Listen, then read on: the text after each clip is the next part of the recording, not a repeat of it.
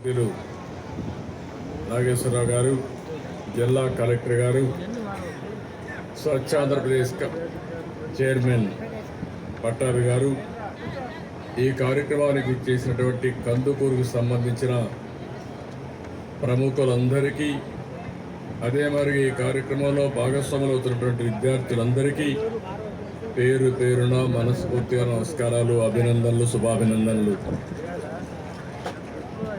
ఈరోజు నేను మూడో శనివారం కందుకూరుకు వచ్చాను. స్వచ్ఛాంధ్ర కార్యక్రమంలో మీలో ఒకటిగా భాగస్వామి కావడానికి వచ్చాను. ఇప్పుడే చాలామంది మాట్లాడారు. కొంతమంది బయట ప్రపంచానికి చెప్పకపోయినా ఈరోజు పార్వతీపురం నుంచి వచ్చారు, మచిలీపట్నం నుంచి వచ్చారు. ఒక నమ్మిన సిద్ధాంతం కొరకు స్వచ్ఛందంగా పనిచేసే పరిస్థితికి వచ్చారు. ఈరోజు వాళ్ళందరినీ మరొక్కసారి మనందరి తరపున మనస్ఫూర్తిగా అభినందిస్తున్నా, ధన్యవాదాలు తెలియజేస్తున్నా.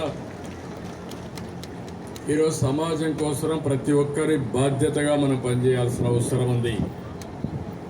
ఈరోజు మనం చూస్తే మన ఇల్లు, మన ఊరు, మన రాష్ట్రం స్వచ్ఛంగా ఉండేలా ప్రతి ఒక్కరూ పరిశుభ్రత అదే మరిగా ఎక్కువ ప్రాధాన్యత ఇచ్చి ప్రతి నెల 3వ శనివారం ఎట్టి పరిస్థితుల్లో ఒకటే చెప్పాను, వేరే కార్యక్రమాలు ఏమీ లేవు. 30 రోజులు మనం పనిచేస్తున్నాం. 30 రోజులు మన సమయాన్ని మనకు తెలియకుండా వెళ్ళిపోతుంది. ఒక్కరోజు ఒకే విషయం పైన స్వచ్ఛ ఆంధ్రప్రదేశ్ని కాపాడుకోవడానికి, ఆంధ్రప్రదేశ్ రాష్ట్రాన్ని స్వచ్ఛ రాష్ట్రంగా, స్వచ్ఛ ఆంధ్రప్రదేశ్గా చేస్తామని మీరందరూ కూడా సంకల్పం చేయడానికి ఈరోజు పెట్టాం. గవర్నమెంట్లో అందరినీ కోరాను, పిల్లల్లో అందరినీ కోరాను. అందరం కలిసి ఈ విషయాన్ని ఆలోచించుకోవాల్సిన అవసరం ఉంది. ఒక్కరోజు మన ఊరి కోసం, మన కోసం మనం అంకితం చేయాల్సిన అవసరం ఉంది. ఈరోజు ఇంతవరకు మాట్లాడితే కొంతమంది చాలా స్పష్టంగా చెప్పారు. అది చూస్తే నాకు అనిపించింది, నేను చెప్పిన మెసేజ్ ఇప్పుడే వెళుతూ ఉంది, ఇంకా కొన్ని రోజులు బాగా వెళుతుంది. రాబోయే రోజుల్లో మనందరికీ అది ఒక సాంప్రదాయంగా తయారు కావాలని. ముందు ఎక్కడో మార్చక్కర్లేదు, మీ మైండ్ మీరు మార్చుకుంటే ముందు ఆలోచన మైండ్ నుంచే పుడతాయి. స్వచ్ఛమైన ఆలోచనలు మీ మైండ్లోని చూస్తే ఇంకా ఈ రాష్ట్రానికి తిరుగులేదు, మీకు తిరుగులేదు, మీ కుటుంబానికి కూడా తిరుగులేదని మరొకసారి ఆలోచిస్తున్నా. మీరు చూడండి, ఒక చెడు ఆలోచన చేసే వ్యక్తికి చెడు స్నేహం వస్తుంది. అదే మరిగా ఎకో సిస్టమ్ కూడా వాళ్ళే బిల్డప్ అవుతారు. ఒక మంచి వ్యక్తి మంచి ఆలోచన చేస్తే మంచి వాళ్ళందరూ వస్తారు. దానివల్ల వాళ్ళ వల్ల మంచి జరిగే పరిస్థితి వస్తుంది. రెండోది, మీ బాడీని కూడా, నేను ఈ మాట ఎందుకు వాడుతున్నానంటే, ఈరోజు మనం పీల్చే గాలి, మనం తినే తిండి ఎక్కడికక్కడ కలుషితం అయిపోయింది. ఈ తిండి తింటే ఈరోజు మీ ఆరోగ్యం, క్యాన్సర్ వస్తూ ఉంది, అనేక సమస్యలు వస్తున్నాయి. అందుకే నేను పదే ముందు మన మైండ్ని కంట్రోల్ చేయాలి. రెండోది, మన బాడీకి కూడా తగిన న్యూట్రిషన్ ఇవ్వాలి తప్ప ఏదంటే తింటే. కొంతమంది డబ్బులు లేవంటారు. ఇక్కడ కావాల్సిన డబ్బులు కాదు, డబ్బులు ఉన్నాయని బాగా స్వీట్లు తింటే తప్పకుండా హాస్పిటల్లోనే ఉంటారు వాళ్ళు, షుగర్ వచ్చి. ఇవన్నీ మనం గుర్తుపెట్టుకోవాల్సిన అవసరం ఉంది. అదే సమయంలో మీ ఇల్లు శుభ్రంగా ఉండాలి. కొంతమంది ఇంటిని కూడా శుభ్రంగా పెట్టుకోరు. ఇల్లు అయిపోతానే ఇల్లు క్లీన్ చేస్తారు, ఇంట్లో చెత్త తీసుకొచ్చి మీ ఇంటి ముందరేస్తారు. అంటే పరిసరాలు పరిశుభ్రంగా పెట్టుకోకపోతే, ఇల్లు శుభ్రంగా ఉన్నంత మాత్రాన మీ ఆరోగ్యం బాగుంటుందని చెప్పి కూడా నేను మీకు తెలియజేస్తున్నా. అందుకే మీ ఇల్లు, మీ పరిసరాలు అయిన తర్వాత మీరు పనిచేసే ప్రదేశం, ఎక్కడైతే మీరు పనిచేస్తారో ఒక చెత్తలోనూ లేకుంటే బాగా దుమ్ముండేది ఇక్కడ పనిచేస్తే ఆ అశుభ్ర వాతావరణం వల్ల మీరు దెబ్బతినే పరిస్థితి వస్తుంది. అందుకే ఈరోజు నేను అందరికీ పిలిపించాను. బహిరంగ ప్రదేశాలు కానీ, అదే మరి స్కూళ్ళు, కాలేజీలు, ప్రభుత్వ కార్యాలయాలు, ప్రార్థన మందిరాలు, పరిశ్రమలు, ఇది మనందరి బాధ్యత. నేను ఐటీసీని అభినందిస్తున్నా. ఐటీసీ ఒక పేపర్ ఇండస్ట్రీ.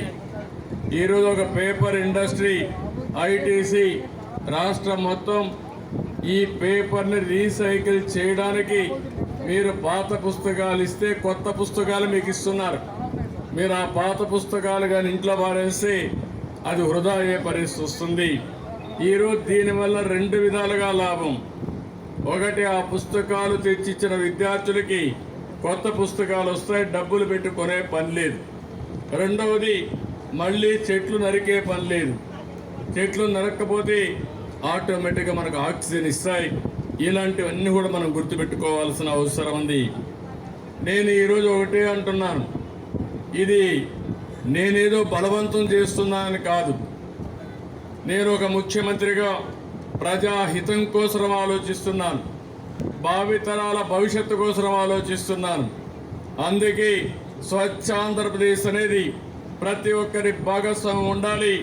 దీన్ని ఉద్యమంగా మనం ముందుకు తీసుకుపోవాల్సిన అవసరం ఉందని చెప్పి కూడా నేను మీకు తెలియజేస్తున్నా. ఈరోజు ఒకసారి బాధేస్తుంది. మొన్న నేను చూశాను, పేపర్లో చూస్తే నాకు వచ్చిన సమాచారం చూస్తే, గుర్రంకొండ, చిత్తూరు జిల్లా,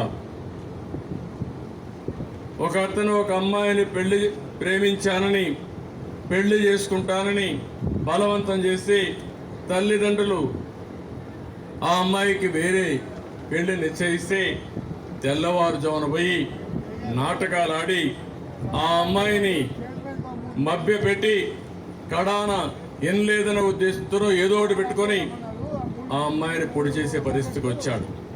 సావు బ్రతుకులపైన హాస్పిటల్లో చేరే పరిస్థితి వచ్చింది. నాటకాలు ఆడే పరిస్థితికి వచ్చాడు. ఏదో విషయం తాగినట్టు ఏదో ఇద్దరు కలిసి ఆత్మహత్య చేసుకుంటామని చెప్పి మభ్యపెట్టడానికి ప్రయత్నం చేశాడు. ఏమనాలి నాకైతే అర్థం కాదు. మొన్న నేను చూశాను, గుంటూరులో ఒక దుర్మార్గుడు 2 సార్లు ఆడవాళ్లపైన అత్యాచారం చేసి జైలుకు పోయాడు. మళ్ళీ జైలు నుంచి వస్తానే మళ్ళా అత్యాచారం చేసే పరిస్థితికి వచ్చాడు. వాడిని ఏమనాలి నాకైతే అర్థం కావడం లేదు.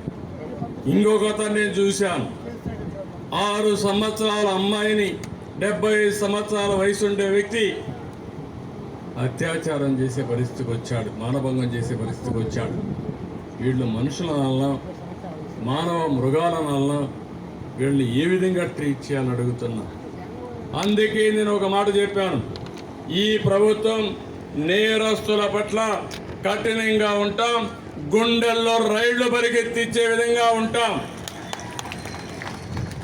వీళ్ళ మైండ్స్ అన్ని ఖరాబ్ అయిపోయినాయి. నేరాలు చేసి, ఘోరాలు చేసి, అకృత్యాలు చేసి మళ్ళా తప్పించుకుంటామను 2 రోజులే కదా జైలు, మళ్ళా బయట వస్తామనుకుంటున్నారు. నేను ఒకటే హెచ్చరిస్తున్నా, ఈ ప్రభుత్వం 0 టాలరెన్స్.